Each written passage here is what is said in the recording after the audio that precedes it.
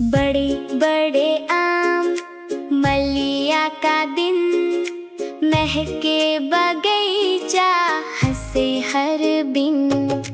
कोयल बोले अमवा के डार, आइल सावन खुशियों के बहार।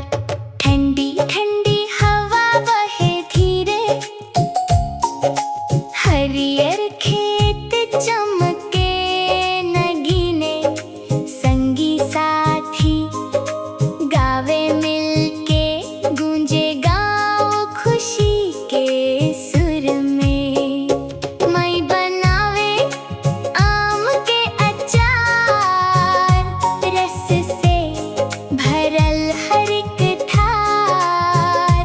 नाचे मनवा, झूमे गाँव, मंगलमय हो हर एक ठाम। बड़े